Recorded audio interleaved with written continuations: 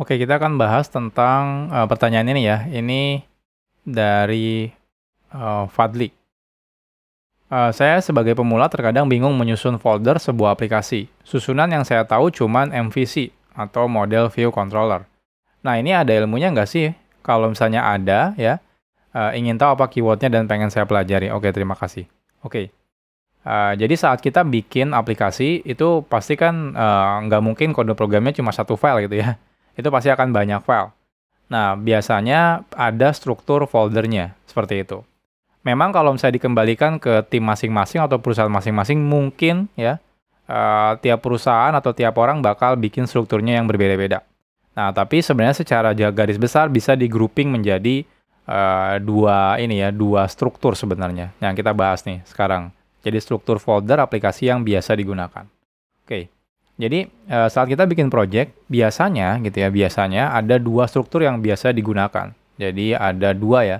Yang pertama itu struktur project-nya itu folder per domain. Mungkin teman-teman kalau misalnya yang belum yang belum terlalu punya banyak pengalaman mungkin agak bingung ya domain itu apa. Oke, kalau bingung, misalnya ini adalah per feature lah, atau fitur ya gitu ya. Jadi fitur, seperti ini. Nah, ada folder per layer. Nah, ini mungkin buat teman-teman yang baru banget ya, apalagi yang junior masih bingung, makin bingung lagi.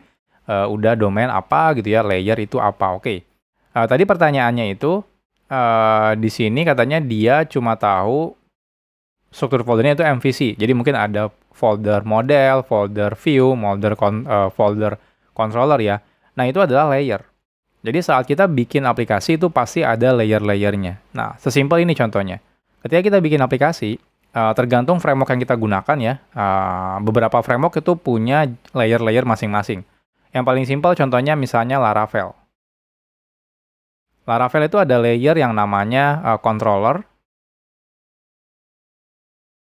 Ada layer yang namanya model gitu ya. Ada layer yang namanya view. Seperti ini. Nah, ketika misalnya semakin kompleks aplikasinya, kadang-kadang kita nambahin layer tersendiri. Contohnya ada layer yang namanya service misalnya. Seperti itu. Atau kalau teman-teman pakai bahasa pemrograman Java, ada sebuah framework yang namanya Spring. Di Spring, layernya hampir mirip. Jadi ada controller, ada service, ada repository,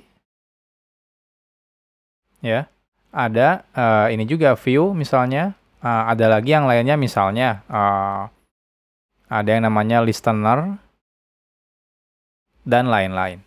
Jadi ini adalah layer-layer. Jadi istilahnya itu per jenis-jenis ininya ya, layernya. Ada layer controller, service, repository, view, listener dan lain-lain. Nah, jadi yang kedua ini gitu ya, yang biasa banyak dilakukan ini adalah ini. Foldernya itu per layer. Jadi semisal kalau kita bikin project gitu ya, jadi nanti projectnya itu ada misalnya ada folder src gitu ya, isinya adalah folder source code gitu ya. Di dalamnya itu ada folder, misalnya ada folder model gitu ya, ada folder yang tadi controller, ada folder misalnya service gitu ya, ada folder misalnya entity gitu ya, sorry ini model sudah ada, atau repository. Jadi ini foldernya, strukturnya adalah per layer. Jadi dipotong layer-layer seperti ini. Nah, di sini, contohnya kalau model ya di dalamnya tinggal ada file-filenya. Contohnya ada file, misalnya kalau model biasanya representasi database misalnya ya, atau di Java biasanya pakainya istilahnya entity. Kalau di Laravel pakainya model. Nah, contohnya di sini mungkin ada, kalau misalnya kita punya tabel user, berarti di sini ada file user gitu ya. Nanti ada file misalnya product. Nah, kalau controller ya biasanya ya tergantung dari controllernya. Misalnya ada user controller gitu ya. Ada product controller dan lain-lain. Service juga sama. Ada file apapun dan repository juga sama, ada file apapun dimasukkan di sini. Jadi ini adalah struktur project by layer gitu ya. Jadi teman-teman bikinnya itu foldernya per layer. sesuai dengan layernya. Jadi ketika kita bikin kode untuk layer itu, kita akan masukkan ke dalam folder itu. Nah, selanjutnya ada juga yang tadi ya, yang pertama ini adalah folder per domain atau fitur. Jadi saat kita bikin aplikasinya yang udah lumayan kompleks gitu ya, udah lumayan besar, contohnya misalnya tabelnya udah nyampe ratusan gitu ya, controllernya udah nyampe puluhan bahkan ratusan gitu ya, maka ketika kita bikin folder per layer, itu akan menyulitkan kita ketika misalnya melakukan maintenance si aplikasinya. Kenapa? Karena kodenya udah banyak banget. Bayangkan teman-teman udah punya misalnya 100 tabel gitu ya. Bayangkan nanti di sini ada 100 model nih. Filenya ada 100 gitu ya. Nah, di sini juga sama nih controllernya. Mungkin bisa sampai 20, 30, bahkan bisa aja nyampe ratusan kalau emang banyak. Termasuk servisnya juga. Jadi, makin ke sini, ketika kita menggunakan folder per layer ini, maka ketika aplikasinya makin besar, itu akan agak menyulitkan untuk di-maintenance gitu ya. Nah, makanya biasanya sekarang banyak juga yang aplikasinya sudah lumayan kompleks, dia akan dipecah bukan lagi per folder per layer, tapi dipecah per modulnya atau domainnya atau fiturnya. Jadi contohnya misalnya kalau kita bikin toko online misalnya. Di toko online itu kan kalau kita bikin satu aplikasi toko online, itu kan modulnya banyak. Ada modul produk misalnya, ada modul member, ada modul order, ada modul payment dan sebagainya. Nah, biasanya dipecahnya per modulnya atau per domainnya istilahnya itu gitu ya. Jadi nanti kalau misalnya kita punya project aplikasi kita di sini, app gitu ya, nanti di dalamnya itu foldernya udah bukan lagi langsung layer, tapi di grouping dulu per domainnya atau misalnya per fiturnya. Contohnya ini order. Nanti di sini, nah gitu ya, ini misalnya member. Nah di sini, ini contohnya misalnya produk. Seperti ini. Nah, selanjutnya kalau misalnya udah dibuat foldernya itu per domainnya gitu ya, per fiturnya atau per modulnya, apa yang dilakukan? Di dalamnya sama aja, nanti dibikinnya per layer lagi. Jadi di sini, kalau di sini udah per domain istilahnya, nanti lanjut ke step keduanya di dalam foldernya itu ya ada layer lagi gitu ya. Jadi nanti order di sini tetap sama, dia ada entity atau model gitu ya. Ada misalnya controllernya, ada servisnya, seperti ini. Ini juga sama, gitu ya, ini juga sama. Jadi ini ada modelnya, ini ada controllernya, dan juga ada servisnya, seperti itu. Nah, jadi lebih di grouping lagi berdasarkan si domainnya. Nah, pertanyaannya, kalau misalnya kita bikin project gitu ya, mana nih lebih bagusnya yang mana dari awal? Nah, kalau saya sendiri lebih lihat dari jenis projectnya. Kalau projectnya adalah monolith itu adalah bakal jadi satu aplikasi yang bakal besar gitu ya, maka dari awal mendingan yang per domain ini, gitu ya. Nah, lebih enaknya apa? Lebih enaknya adalah ketika satu aplikasi gitu ya, nanti kita mungkin orangnya banyak, orangnya bisa langsung dispesifikasikan, oh nanti beberapa orang ini gitu ya, itu ngehandle domain order gitu ya. Jadi dia nanti fokusnya ngehandle yang bagian ini aja gitu ya. Jadi bagian ini aja.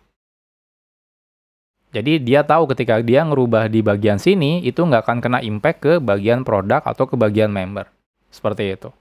Nah, termasuk nanti ada orang yang misalnya yang menghandle yang bagian produk, maka dia akan menghandle yang bagian produk ini. Jadi ketika perubahan apa yang dilakukan di sini, dia tahu tidak akan impact ke modul yang lain. Seperti itu. Jadi kalau dari awal memang mau dibikin aplikasinya monolitik gitu ya, istilahnya itu monolith, satu aplikasi besar, itu lebih baik dibuat yang per domain seperti ini, struktur foldernya. Nah, tapi kalau dari awal teman-teman saya ketika bikin aplikasi pengen dibikin aplikasinya kecil, istilahnya adalah microservice. Nah, kalau itu saya biasanya langsung pakai yang per layer seperti ini. Kenapa? Karena kan satu modul itu udah bakal jadi satu microservice gitu ya. Jadi udah kecil ukurannya. Kenapa harus dibikin lagi per domain? Karena itu satu microservice itu ya biasanya satu domain gitu ya. Satu domain, satu modul, satu fitur gitu ya. Jadi kalau jenisnya microservice ya langsung aja seperti ini gitu ya. Jadi kita nggak perlu lagi dalamnya bikin domain lagi seperti ini. Karena kita tahu misalnya nanti itu kalau di monolith kan ini jadi satu gitu ya. Jadi kalau di monolith itu semuanya akan jadi satu aplikasi nih. misalnya 3 modul ini. Tapi nanti kalau misalnya jadi microservice itu ya jadi 3 aplikasi gitu ya. Jadi ada aplikasi order gitu ya. Ada aplikasi member. Yang ketiga ada aplikasi yang tadi. Ini misalnya produk. Jadi karena udah di split per domainnya gitu ya, si aplikasinya ya udah di dalamnya tinggal strukturnya per layer aja. Jadi di sini ada modelnya, ada controllernya, ada service-nya, ada repositorinya. Ini juga langsung per layernya. Jadi seperti ini biasanya gitu ya. Jadi biasanya secara garis besar ada 2 structure yang biasa digunakan gitu ya. Yang per domain foldernya atau juga per layer. Kalau aplikasinya kecil gitu ya, atau istilahnya microservice, lebih baik per layer. Simple soalnya, karena dia straight to the point gitu ya. Ya udah, karena toh isinya cuma ada untuk domain itu gitu ya, atau modul itu gitu ya. Nah, kalau misalnya aplikasinya besar, monolith gitu ya, ya udah lebih baik menggunakan si per domain ini. Kenapa? Karena bakal banyak nih ke depannya, bakal banyak tabel gitu ya, mungkin ada ratusan tabel gitu ya. Kalau kita misalnya gabung di satu gitu ya layer, nah itu agak menyulitkan. Lebih baik kita split, jadi kita tahu kalau oh bagian ini milik modul order, bagian ini milik modul member, dan ini milik modul si produk. Jadi seperti itu struktur folder aplikasi gitu ya. Nah ini teman-teman bisa implementasikan di ini ya, entah itu di backend atau di front end. Cuma mungkin kalau misalnya backend-nya kebanyakan mungkin udah bisa dipecah jadi microservice. Jadi teman-teman bisa pakai struktur per layer. Kalau di front end, nah kalau teman-teman front end-nya sudah menggunakan micro front end misalnya, teman-teman juga bisa ngikutin yang di atas gitu ya, langsung per layer. Tapi kalau misalnya front end-nya misalnya masih menggunakan mobile apps, tapi mobile apps-nya misalnya masih monolith gitu ya, satu mobile apps untuk handle semuanya. Nah, kadang-kadang itu agak menyulitkan gitu ya. Jadi lebih baik dibikin per domain seperti ini. Termasuk kalau teman-teman belum micro front end misalnya untuk front end-nya, ya lebih baik dibikin per domain seperti ini. Biar nanti maintain-nya lebih mudah gitu ya. Dibanding teman-teman pakai yang atas ini per layer. Jadi baik lagi ya, nggak ada jawaban pasti, balik lagi nanti kasusnya seperti apa.